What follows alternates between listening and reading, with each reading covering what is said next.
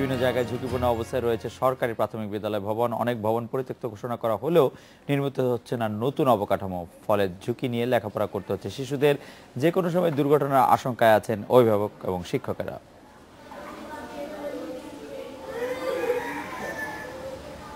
জরাজীর্ণ এই স্কুল ভবনটি পরিত্যক্ত ঘোষণা করা হয়েছে ২০০৮ সালে। এরপর থেকে টিনের ঘরে চলছে পাঠদান। ছোট কক্ষে গাদাগাদি করে ক্লাস করছে শিক্ষার্থীরা। বিল্ডিং তো পরিত্যক্তই, আমাদের টয়লেট নেই, টিউবওয়েল নেই, এক গ্লাস পানি খাওয়ার জন্য যেতে হয় অন্যের কাছে। বাচ্চারা দিন দিনে বাচ্চা কমে যাচ্ছে। আমাদের উপস্থিতি ছিল আগে 230 জন, এখন বর্তমানে 180 জন ছাত্র নিয়ে আমি বিদ্যালয় পরিচালনা করতেছি। এইভাবে আমাদের খুবই সমস্যা। জরুরি ভিত্তিতে আমার বিদ্যালয়টি নির্মাণ হলে আমি উপকৃত হয়ে। শুধু এই স্কুলটি নয়, জেলার 13টি উপজেলায় 106টি সরকারি প্রাথমিক বিদ্যালয়ের মূল ভবন পরিত্যক্ত ঘোষণা করেছে কর্তৃপক্ষ। এসব ভবন শীঘ্রই পুনর্নির্মাণ করা হবে বলে আশ্বাস দিয়েছেন জেলা প্রাথমিক শিক্ষা কর্মকর্তা। প্রাথমিক শিক্ষা অধিদপ্তর থেকে এগুলো প্রসেস হয়ে আমাদের প্রাথমিক ও গণশিক্ষা মন্ত্রণালয়ের মাধ্যমে ইতিমধ্যে প্রসেসে আছে। কিছু কিছু বিদ্যালয় এলজিইডি প্রধান কার্যালয় থেকে ইতিমধ্যে বরাদ্দ পাঠানো হয়েছে।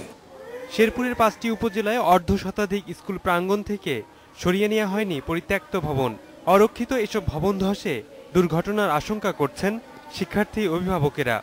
পুরানটা কোনো মেরামত করা হইতাছে না এবং নিলানেও নিতেছে না এবং এখন ভাঙাচুর হয়ে পড়তেছে। ছাত্রছাত্রী যারা আছে তারা এই ভবনে অনেক সময় বেড়াতে যায়।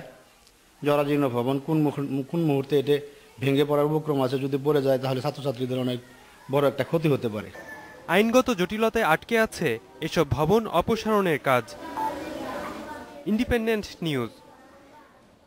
এই বিষয়ে কথা বলতে বগুড়া, বরিশাল, সিলেট এবং চট্টগ্রাম থেকে সহকর্মী হাসিবুর রহমান, মুরাদ আহমেদ আল আজাদ এবং অনুপম শীল যোগ দিচ্ছেন আমাদের সঙ্গে।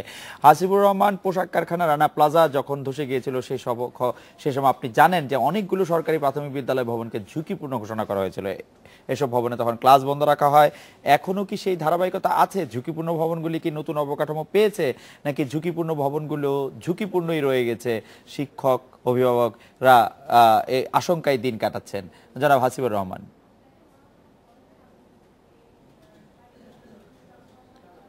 খালেদ ভাই, আসলে আমাদের এই অঞ্চলটাতে, বিশেষ করে উত্তরবঙ্গের কথা বলছি, দুইভাবে কিন্তু ছাত্রছাত্রী বা শিক্ষকরা ঝুঁকির মধ্যে থাকে। একটা হলো পুরনো ভবন, আর একটা হলো নদী ভাঙনের কারণে বেশ কিছু ভবন কিন্তু অবকাঠামোগতভাবে নতুন হলেও সেগুলো ঝুঁকির মধ্যে রয়েছে।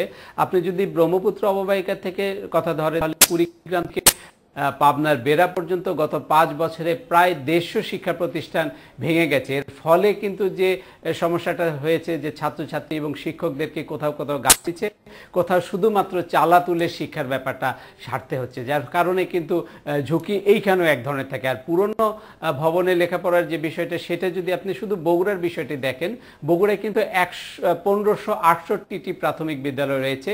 এর মধ্যে 24টি প্রাথমিক বিদ্যালয়কে একেবারেই লেখাপড়া শেখানোর পরিবেশ নাই, অযোগ্য হিসেবে করা হয়েছে।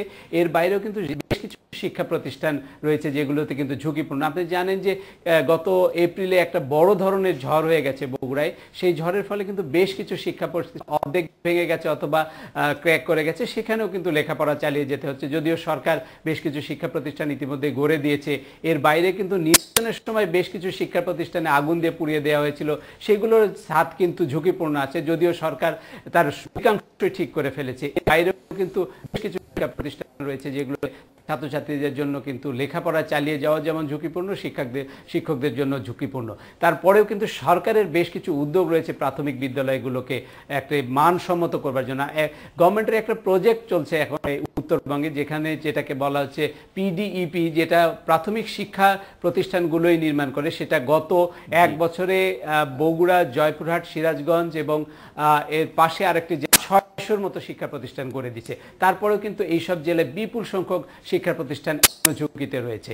এর বাইরে কিন্তু বলা হচ্ছে যে আরো চেষ্টা করা হচ্ছে। আপনাকে ধন্যবাদ। যারা মুরাদ আহমেদ, ভবন শিক্ষা উপকরণের দিক দিয়ে বরিশালের প্রাথমিক বিদ্যালয়গুলি কতটা সমৃদ্ধ? সবকিছু কি ঠিকঠাক চলছে? ধন্যবাদ খালেদ ভাই। না, ঠিকঠাক চলছে না, এটাই হচ্ছে বাস্তবতা। আসলে বরিশালে যে প্রাথমিক সরকারি প্রাথমিক বিদ্যালয়গুলো ছিল, আমরা যদি 1.5 বছর আগের বা 2 বছর আগের চিত্র দেখি 550টি ঝুঁকিপূর্ণ হিসাবে চিহ্নিত করা ছিল। এখন যেখানে সেই সংখ্যাটি নেমে এসছে 212টিতে, অর্থাৎ 318টি নেই। এখানে বরাদ্দ হয়েছে এবং সংস্কার, পুনঃসংস্কার, মানে রিপেয়ারিং কাজ হয়েছে, কিছু কিছু নতুন ভবন হয়েছে, এইটুকু বলা হচ্ছে। কিন্তু আমরা যদি তালিকা দেখে যাই, বা যে সমস্ত স্কুলে 2 বছর আগে আমরা ভিজিট করেছিলাম, তার একটি স্কুলে আমি আজকে বিকেলে না সন্ধ্যা নাগাদ সেখানে গিয়ে দেখলাম যে যে অবস্থায় ছিল সেই অবস্থায় আছে। অথচ যে স্কুলটিতে ভালো ভবন ছিল সেই স্কুলটিতে দেখলাম যে আরও একটি ভবন তারা পেয়েছে। তো এই বিষয়ে বরিশালের শিক্ষা অফিসের কর্মকর্তা যারা রয়েছেন, যারা সরাসরি বলে দিয়েছেন নামটি না প্রকাশ করার জন্য, তো তারা যেটা বলেছেন যে ভাই আমরা তো আসলে ঝুঁকিপূর্ণ তালিকা দিয়ে দেই, উপজেলা লেভেল থেকে এই তালিকাগুলো আমাদের কাছে আসে এবং বলা হয় যে প্রায়োরিটি দেবেন সেই সমস্ত স্কুলগুলোকে যেগুলো খুব বেশি প্রয়োজন, সংস্কার, নির্মাণ কি পুনর্নির্মাণ যাই হোক না কেন, তালিকা সেভাবেই দেওয়া হয়। কিন্তু কেমন করে যেন কি হয়ে যায়, বরাদ্দ চলে আসে অন্য তালিকা, অন্য স্কুলের নাম, সেটি আবার কি হচ্ছে ওরা সেটুকু বলতে পারছি না। এই কারণে মূলত আসলে মানে উন্নয়নগুলো, স্কুল প্রাইমারি স্কুলগুলোর অবকাঠামোগত উন্নয়নগুলো উঠতে গিয়েও আবার নেমে যাচ্ছে। মুরাদ আহমেদ দেখি আবার চমৎকার বিষয় তুলে ধরলেন যে আসলে তালিকা করলেই যে ওটি ঝুঁকিপূর্ণ থেকে ঝুঁকিমুক্ত হবে সেটি আসলে ঠিক নয়, সেখানেও তদবির বা অন্য অনেক কিছুর ব্যাপার আছে। সিলেটের পরিস্থিতি জানতে চাচ্ছি, প্রাথমিক বিদ্যালয়ের অবস্থা, শিক্ষার্থীদের ঝুঁকিপূর্ণ থাকা নাকি ঝুঁকিপূর্ণ ভবনেই আসলে শিক্ষা নিতে হচ্ছে সিলেটের শিক্ষার্থীদেরও প্রাথমিক বিদ্যালয়ের ক্ষেত্রে, জনাব আল আজাদ। সিলেটের চিত্র কিছুটা ভিন্ন। আমি যে তথ্য পেয়েছি বা খোঁজখবর করে জেনেছি, তাতে আমার কাছে যে খবর আছে সেটা হচ্ছে সিলেটে প্রাথমিক বিদ্যালয়ের সংখ্যা 4000, সিলেট বিভাগের কথাই বলছি, 4890টি। এর মধ্যে পরিত্যাগ বলতে যা বোঝায়, যেগুলো ব্যবহার করা হচ্ছে না, অনুপযোগী, এর সংখ্যা মাত্র 25টি।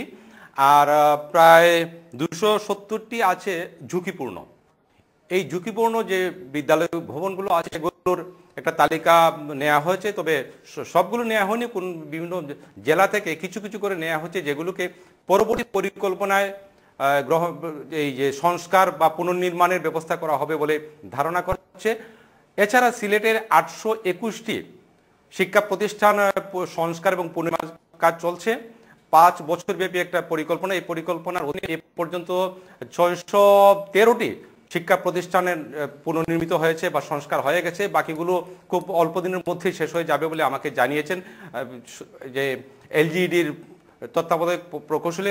এই প্রসঙ্গে আমি উল্লেখ করতে চাই যে এখন কিন্তু এলজিইডি এই শিক্ষা প্রাথমিক বিদ্যালয় শিক্ষা। আল আজাদ, আপনাকে অনেক ধন্যবাদ। অনুপমশীল, বেসরকারি শিক্ষা প্রতিষ্ঠানের সঙ্গে প্রতিযোগিতা পিছিয়ে পড়ছে ঢাকা শহরের সরকারি প্রাথমিক বিদ্যালয়গুলো, চট্টগ্রামের অবস্থা কি আপনি যদি খুব সংক্ষেপে আমাদের জানান।